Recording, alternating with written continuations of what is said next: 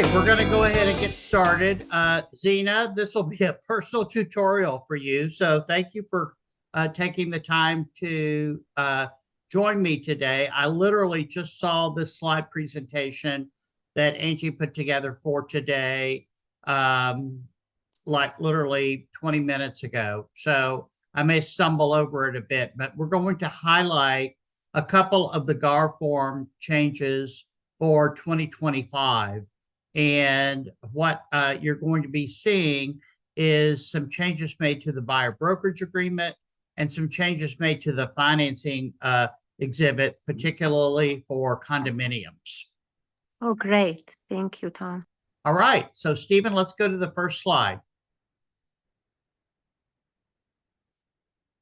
All right. So, Zena, we have a copy here of the buyer brokerage agreement, the new one for 2025.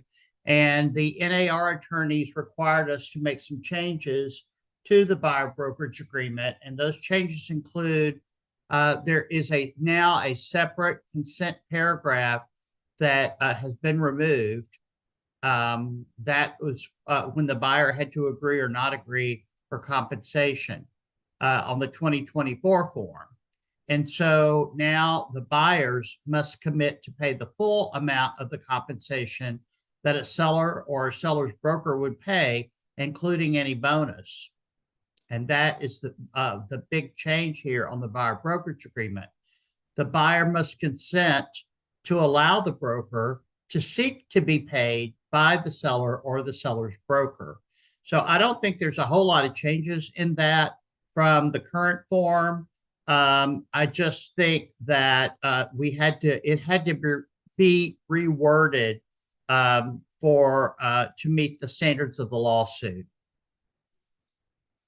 And then number 4, Georgia Association of Realtors advises not to include any special stipulations to this form regarding compensation, but the buyer brokerage agreement can be amended to change the compensation amount. And the example you're going to see, go ahead, Stephen, to the next page, is if you have a buyer brokerage agreement that says 2%, and that's what your buyer has agreed to pay you, you can go back and amend the brokerage agreement. And I've got a copy of that here, amendment to the brokerage engagement. If the seller's offering 3%, you would need to amend your buyer brokerage agreement. So if the seller or the seller's broker is offering a higher amount of compensation, or a higher amount is negotiated than the amount referenced in the buyer brokerage agreement, then the buyer brokerage agreement needs to be amended in order to allow the buyer's broker to receive that higher amount. So that's going to be a little extra step, but what I have seen with most agents and their buyers is that we pretty much have stuck with the 3%. And so I don't foresee a whole lot of changes there. But if you do have an example where you've agreed to work with a buyer for less than 3%, then if the seller's offering a higher compensation, then that buyer brokerage agreement will be amended to reflect that higher amount that you as the agent would receive. Hi, Angela. Thanks for joining us. Okay, let's go. A question, please. So they removed the maximum, correct? This is the maximum. No, you can charge a buyer whatever you want to charge them. If I were, for example, if I were working with an investor, I might charge them 4% just because you're going to be writing a lot of contracts and you may not get them. So the 3% is just an example. I think agents used to call it the standard. It's never been a standard. That's what got us into this lawsuit to begin with. But you could charge whatever you want to charge that buyer for working with them. So I'm in a situation, Tom, when I'm working with an investor, I want to charge him for any lot or any property below 50,000, I will charge him 5%. But anything else is 3%. So this will go under other? This would go under other, and then if the most sellers are not offering 5%. So you won't have to amend that agreement. But whatever you put in that buyer brokerage agreement is what the buyer's committed to pay. Okay. All right. On to the next slide, please. All right. This has to do with our loan exhibits, particularly with condominiums. And they've added a new paragraph that states this new paragraph makes the purchase and sale contingent upon the condominium,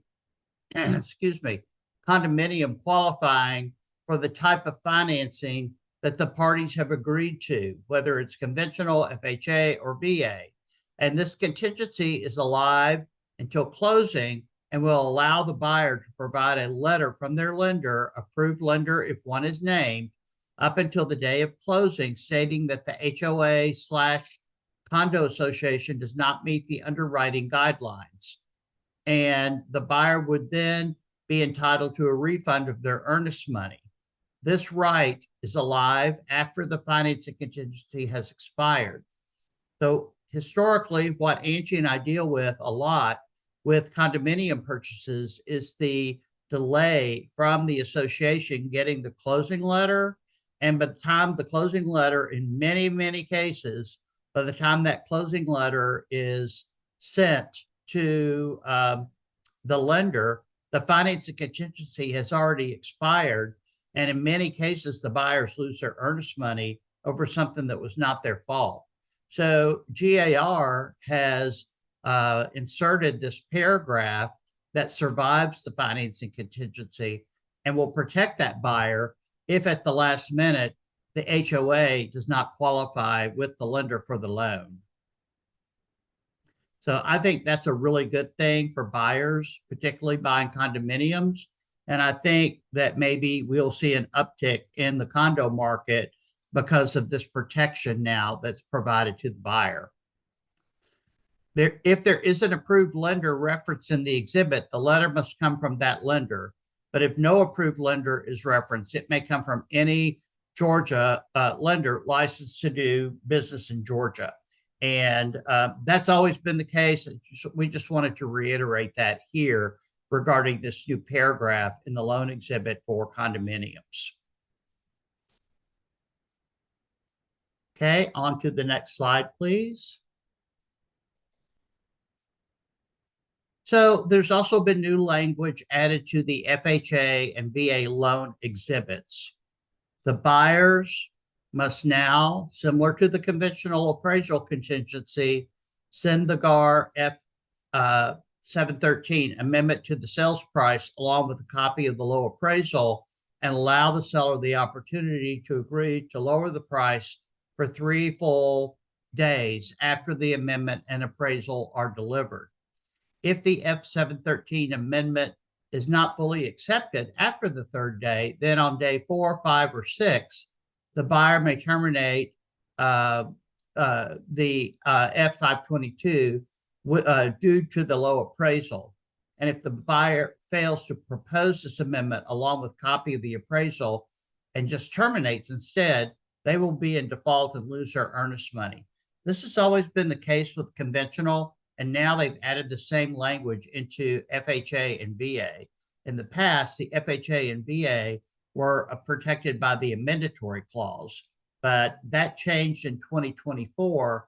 And now, if the appraisal comes in low on an FHA or VA loan contingency, then you must present the amendment to reduce the sales price along with a copy of the low appraisal. And the seller has the option to say, yes, I'll lower it, or no, I won't, or you all can negotiate something in the middle. And, but if you don't do that and you just go straight to terminating based on the low appraisal, your buyer's going to lose their earnest money. Any questions about that?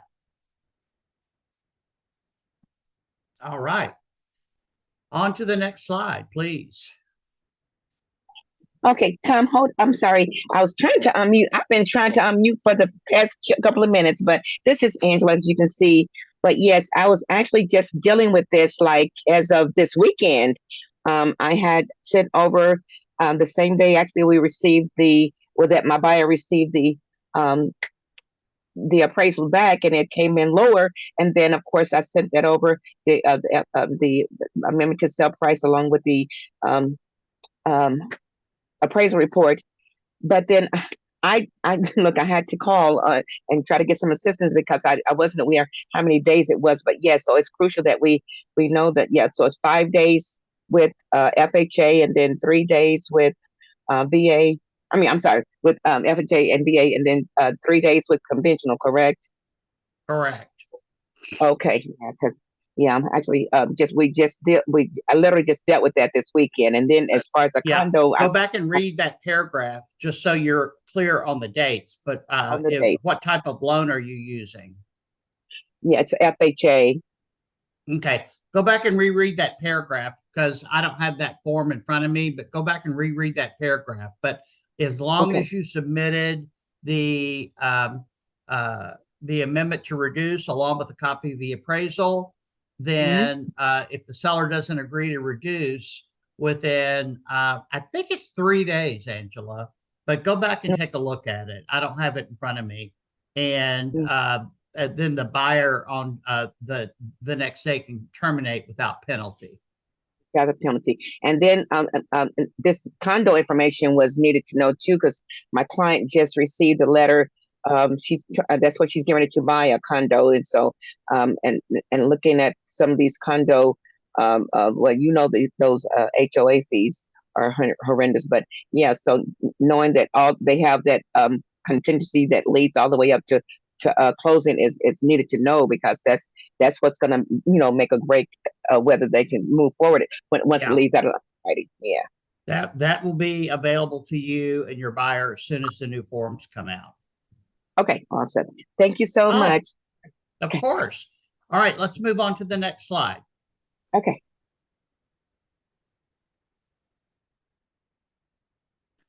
All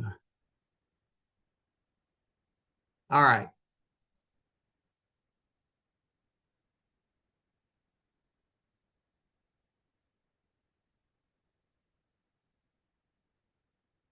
All right, that's the one we just went over, Stephen. Oh, that's it. Okay. So, guys, those were just a few of the highlighted forms that Angie prepared for me to go over today. You all be sure and wish her a happy birthday. Today is her birthday. And so she sent these over to me. I am on Thursday going to her class. And if you all are available and want to participate, she's teaching all of the GAR form contract changes for 2025 at the in-town office on Thursday from 12 to 3. It's also offered via Zoom. I'm going to go in person. I just get more out of it that way. But if you want to take that class, you can get 3 hours of CE, and it's free to you since you're in the Heart of Atlanta group. That's going to be offered on Thursday, and then she'll have several dates in January. But it's never too early to get a heads up on these changes. So if you're available, come back at 1 o'clock. I'm going to go over the Contracts 101 Part 2, which affects the purchase and sale agreement at 1 o'clock, and I would love to see you then. Zena, if you want to call me between now and 1 o'clock, we can talk over the phone about whatever issue you need to speak with me about. Yes, thank you, Tom. All right. Thanks, guys. Have a good afternoon. Thanks, Tom. Thank you so much.